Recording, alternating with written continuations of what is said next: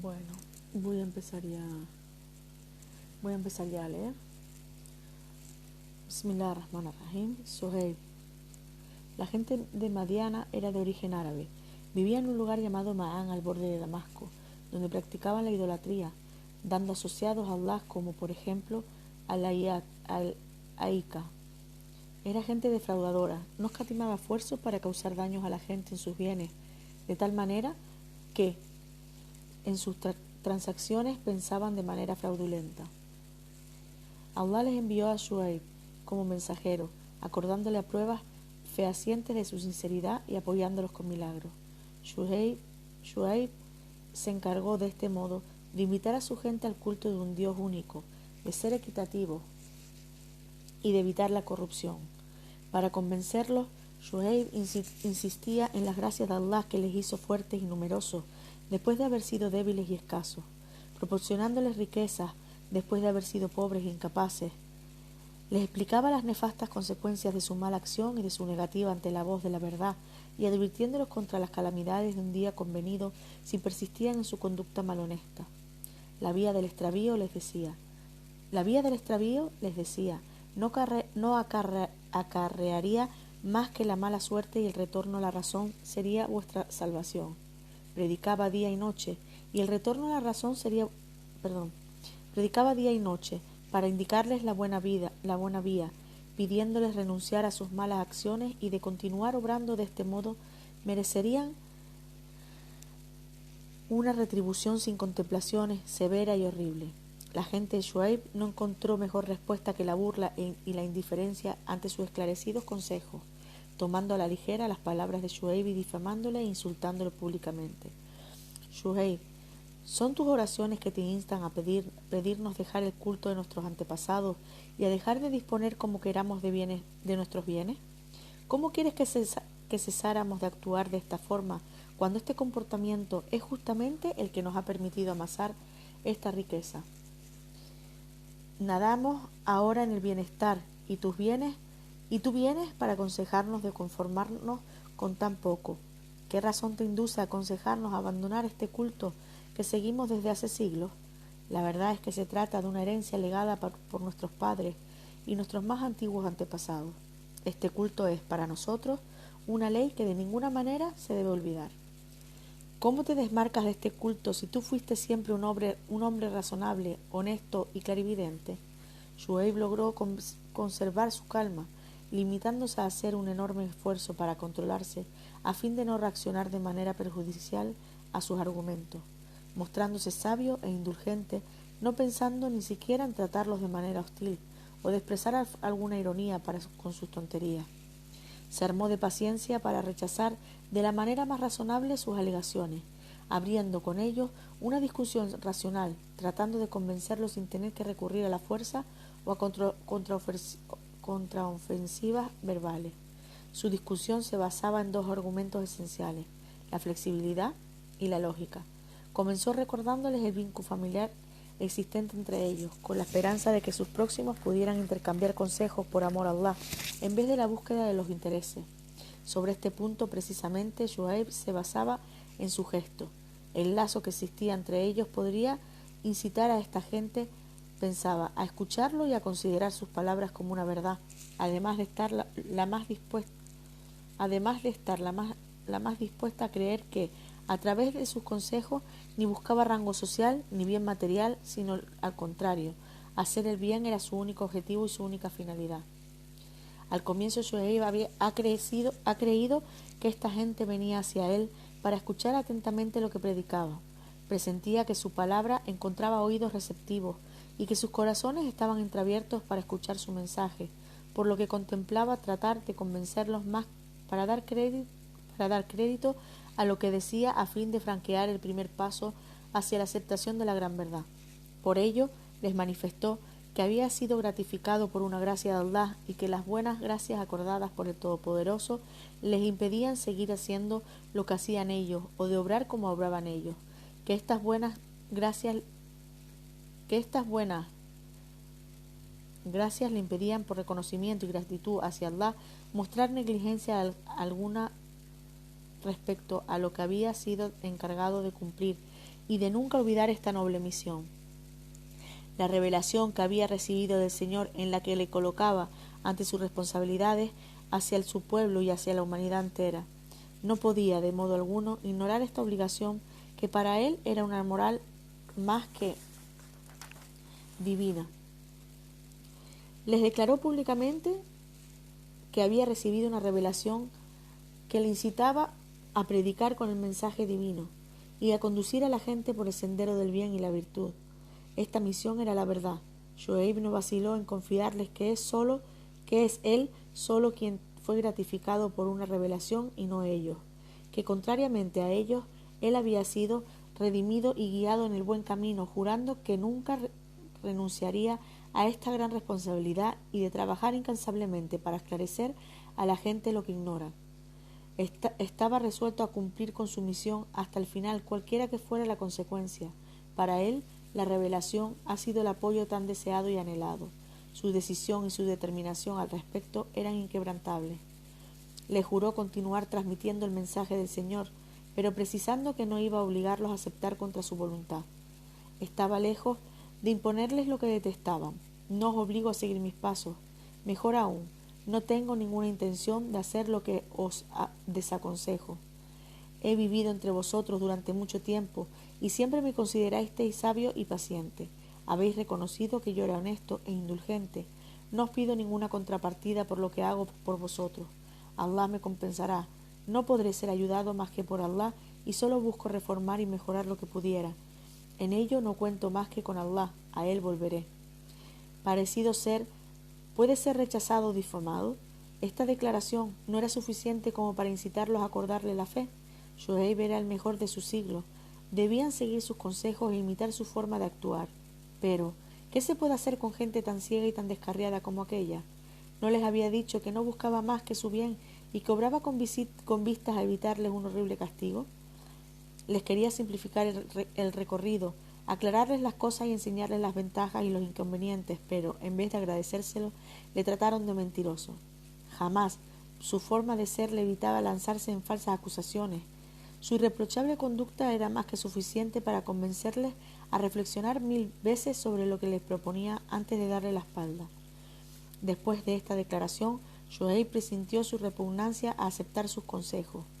Observó que renunciaban a su mensaje pese a que les había facilitado las cosas de manera tan cabal y tan explícita, hasta el punto de que no les dejó excusa alguna para la renuncia, acabando con todos sus argumentos al presentarles elocuentes pruebas de su sinceridad y de la ignorancia de la mayoría de ellos. Después de tanta pena por ellos, seguían siendo obstinados, rechazando prestarle oído receptivo, expresando incluso su descontento. Shoaib sospechaba que el orgullo y los celos estaban en la base de este comportamiento insensato. Por ello les desaconsejó renunciar al llamamiento del Señor de los cielos por razones tan insignificantes, y que la animosidad y el rencor no debían impedirles corregir sus conductas, que encontrarla anacrónica o en contraste con la verdad que por lo menos le escucharan. Les aconsejaba ser lógicos y no confundir las cosas. Sin duda, tenía el derecho de no apreciar a Shoaib en tanto que persona, pero ninguna razón de negar o renegar sus cualidades, que era un profeta, con pruebas procedentes de Allah. Shoaib les advirtió contra este comportamiento estéril e insensato, diciéndoles que si seguían con este injustificable orgullo, serían objeto de un cruel castigo del Señor, que sus faltas y sus pecados no podían evitar que volvieran hacia Allah arrepentidos y de creer en su unicidad como Allah omnipotente e indulgente. Pedir el perdón del Señor les evitaría las calamidades y la sanción convenida. Aquí me tenéis proporcionando todos los argumentos. Si me detestáis en tanto que persona, escuchad mi llamamiento y no me deis la espalda. Aprovechad mis conocimientos, renunciad a mi persona en tanto que ser humano, no como profeta. Allah abarca con su misericordia a todas las criaturas. No os pide más que reconocer vuestros errores y jurar sanear vuestros pensamientos. Sino el castigo será vuestra retribución. Os suplico no acordar gran importancia a mi decisión con vosotros, porque esta decisión no os conducirá al destino reservado a los pueblos de Noé, Hud o Saleh. De hecho, el pueblo de Lot no era diferente de lo que hacéis. Sus pensamientos perversos eran más claros que el brillo del sol. Por otra parte, Shuaib les presentó detalladamente todos los argumentos inherentes de convencer al más reticente. Una vez más, les advirtió contra las consecuencias de sus prejuicios, vaciando de su esencia sus argumentos y apoyándose en pruebas y signos muy visibles. Pero al encontrarse incapaces de refutar sus argumentos, recurrían a insignificantes astucias, zigzagueando, defendiéndose con insultos y tonterías. No comprendemos gran cosa de tus discursos. Tus palabras no nos influencian. No tienen la menor importancia para nosotros. Además, están muy lejos de poder infiltrarse en nuestros espíritus o de alterar nuestros sentimientos. Deja pues de citar a los que son más fuertes que tú. Que tú no eres más que un pequeño pobre débil. Si los tuyos te hubiéramos lapidado voluntariamente para que dejes de imponernos tus ideas. Shuaib se encontraba, pues, en una delicada situación, con la que debía imperiosamente obrar de manera indulgente y razonable. No se había declarado por vencido cuando se presentaron como superiores a él, con más dignidad y fuerza que él. De hecho, no se consideraba inferior a nadie. No obstante, estimó necesario rechazar sus pensamientos perversos por pensamientos verídicos, tratando de refutar sus equivocaciones, presentándoles pruebas lógicas y elocuentes. Se sentía herido en su amor propio. ¿Cómo podía escuchar a ignorantes blasfemar al Creador de los cielos y de la tierra? Decidió contra viento y marea defender la nobleza de Allah, declarándose muy orgulloso de contar con el apoyo de Allah. Oh mi pueblo, mi clan, según vosotros es más fuerte que Allah, al que ignoráis deliberadamente.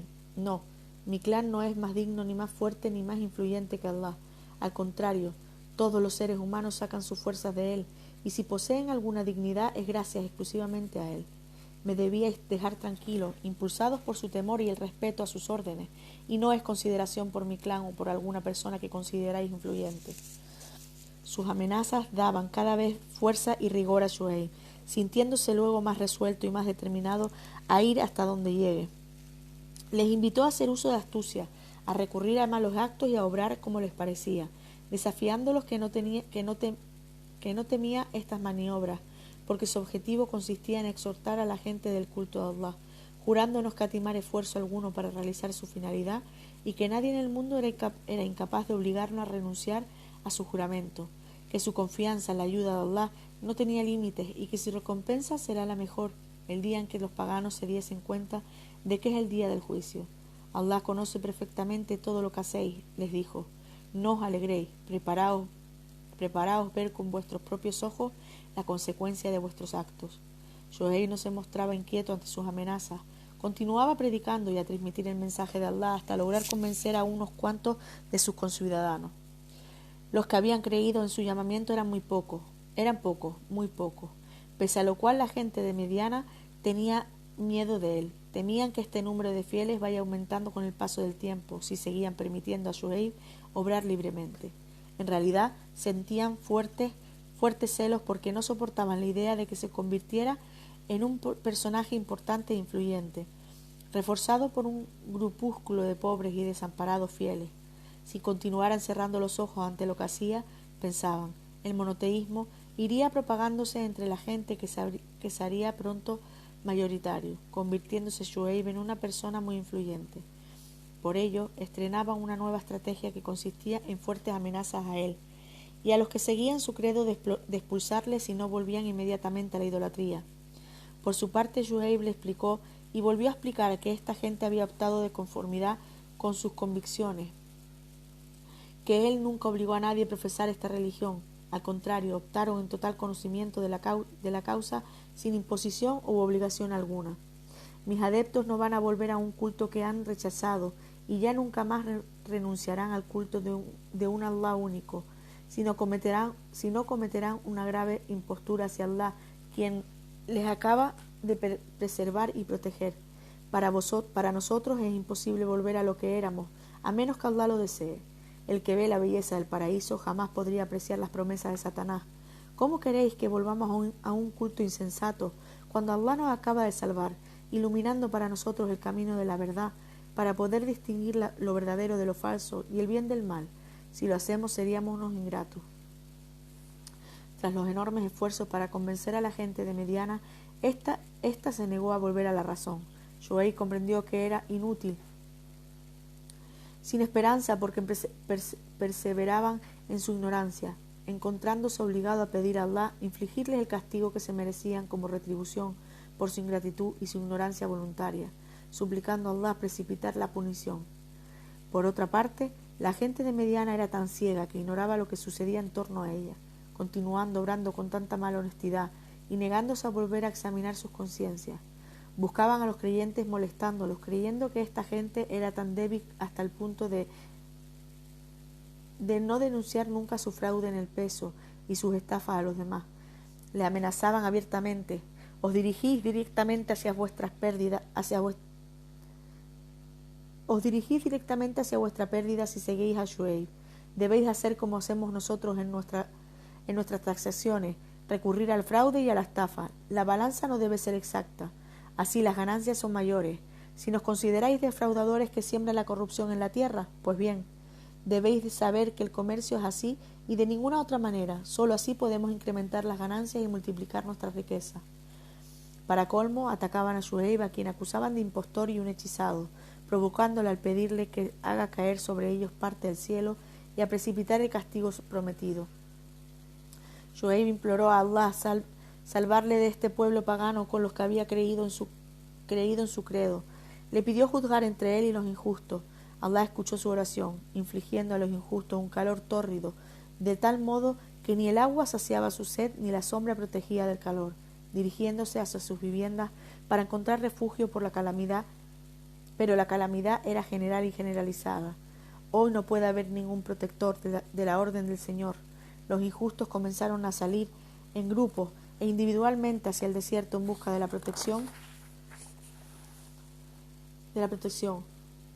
Pero ¿hacia dónde se podía ir?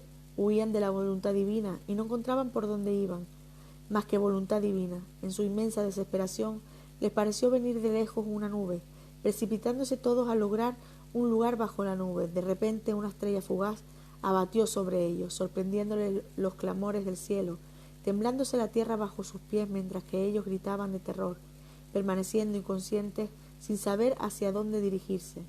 La sorpresa los había atontado. Por la mañana amanecieron yaciendo inertes en sus viviendas. Se diría que nunca habían existido. Shuaib observó los cadáveres, desviando su mirada con los ojos llorosos